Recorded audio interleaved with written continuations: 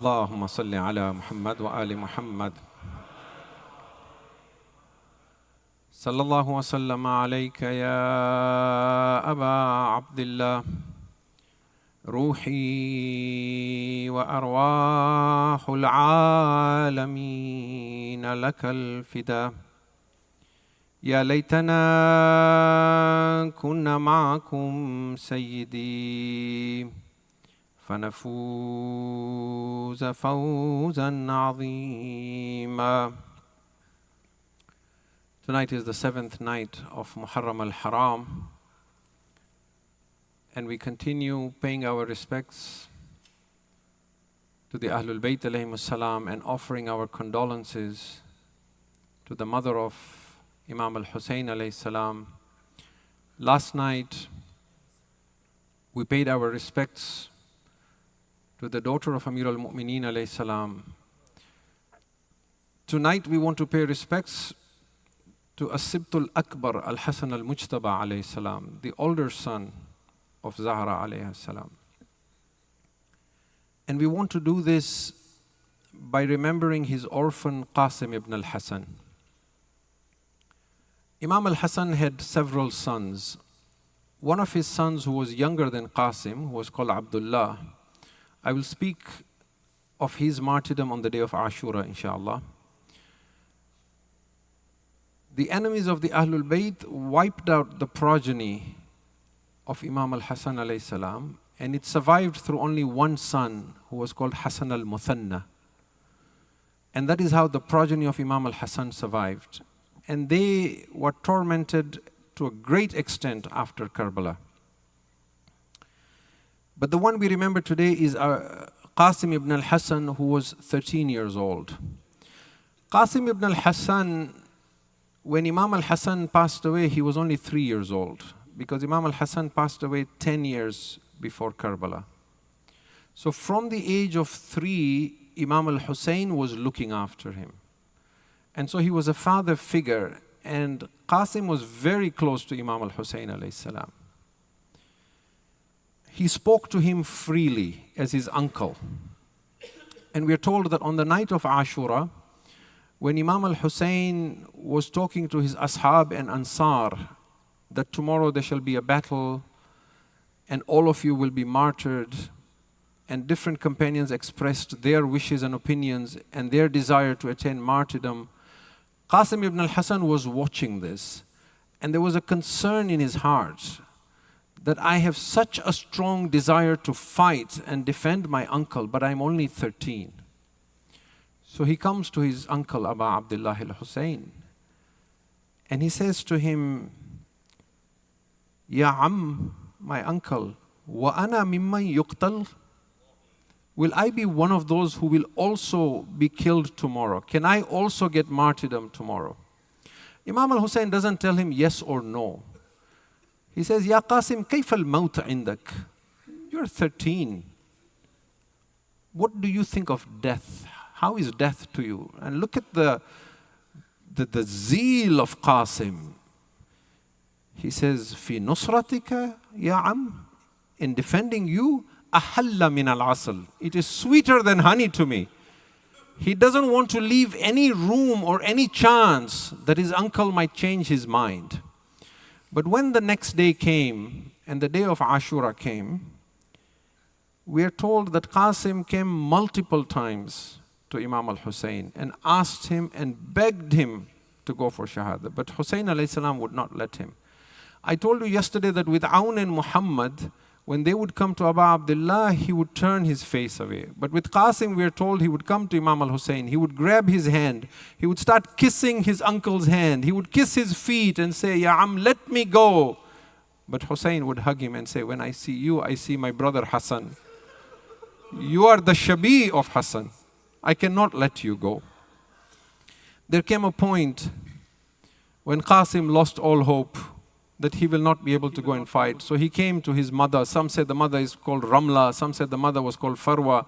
And he cries to his mother and says, my uncle doesn't let me go. She remembered, some of the Arbab of Azhar say, she remembered that Imam al-Hasan had left an amulet, a taweez. So they opened the taweez, and in there is 2 notes. One note is for Hussein and one is for Qasim. And the note for Qasim said, Bunayya Qasim, my son Qasim, إذا رأيت عمك الحسين وحيدا فريدا.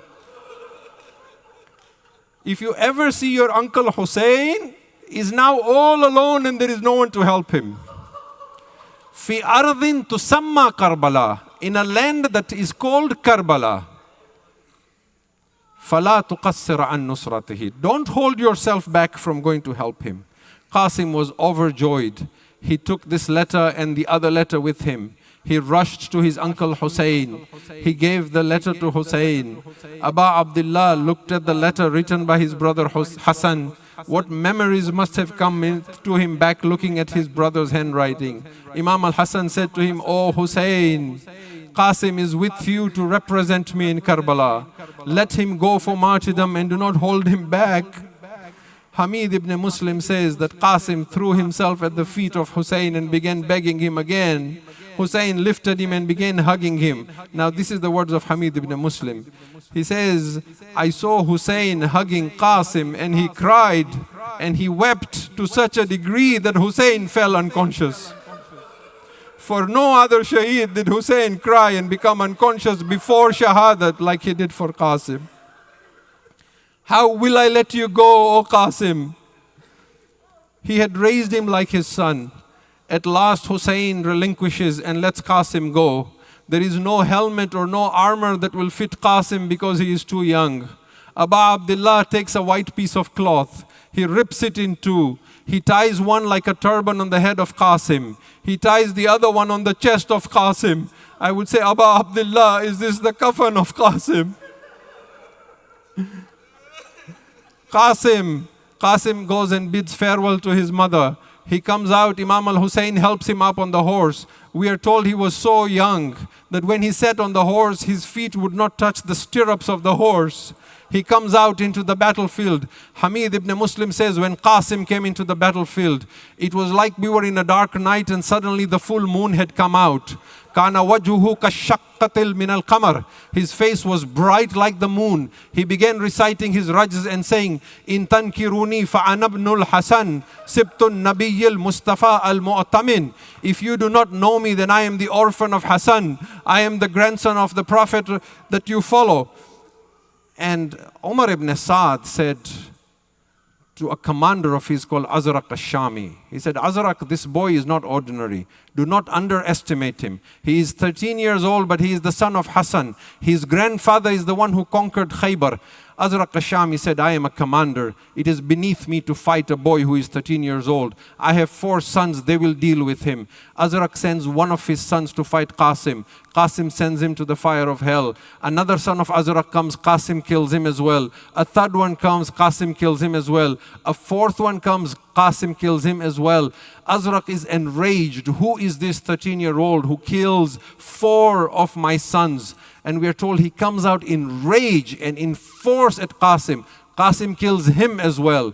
Now Hamid ibn Muslim says, he says, "I was sitting beside a man called Amr ibn Saad or Amr ibn Nufail al-Azadi. When he saw Azraq al-Shami being killed, he was so astounded and angry and enraged. He stood up and said, 'By Allah, I will kill this child.'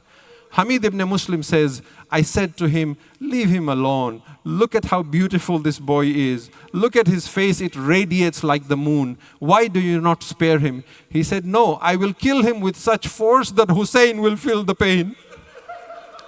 So he takes an iron mace and a rod in his hand, and now he is hunting for Qasim. He is looking for an opportunity to kill the orphan of Hassan. Qasim ibn al-Hassan continues to fight. There comes a point when the strap on Qasim's sandal breaks. Qasim bends down to fix his sandal. The coward comes from behind. The books of Azah say he hit Qasim with such force on his back, he broke the spine of the orphan of Hassan. When Qasim's spine broke and he fell from his horse, he called out, 'Ya Amma adrikni, my uncle, come help me, I have fallen.' When Aun and Muhammad fell, Hussein's face color changed. When Abbas fell, Hussein's back broke. When Akbar fell, Hussein's vision went off. But Hamid ibn Muslim says, when Qasim called out, Hussein went to the battlefield raging like a lion. He jumped on his horse and raced towards Qasim. The enemy saw Abu Abdullah coming. Those on the right ran to the left. Those on the left began running to the right. A cloud of dust arose. Qasim kept calling out. Every shaheed called out only once. Assalamu alayka ya Aba Abdullah adrikni. This is the Wahid Shaheed who kept calling again and again and again.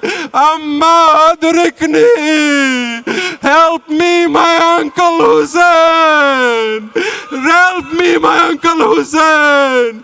Hussein cannot see his Qasim in the cloud of dust. He kept calling out, where are you, O Qasim? When he got to Qasim, his soul had left his body. Hussein sat beside Qasim and said, Ya'uzzu ala ammika ya Qasim. You do not know how much this pains me, O Qasim. An yadad'uhu fala yujibak. That you kept calling me, but that I could not reach you. Now the books of Maqtal say, when Hussein wanted to lift the body of Qasim, he put the head and chest of Qasim on his chest. He put one broken arm under his own arm. He put the other shattered arm under his other arm. As he took the body of Qasim back, the legs of Qasim were dragging on the hot sands of Karbala. I want to ask Abu Abdullah, this boy, his legs could not reach the stirrup of the horse. How is his legs dragging on the sands of Karbala? How did they break his bones? Hussein brought Qasim. He left him beside Ali ibn al-Akbar's body. Zainab brought Farwa out. She threw herself on Qasim. Wa walada, wa Qasima, wa ghurbata, wa madluma. Mata mein Hussein.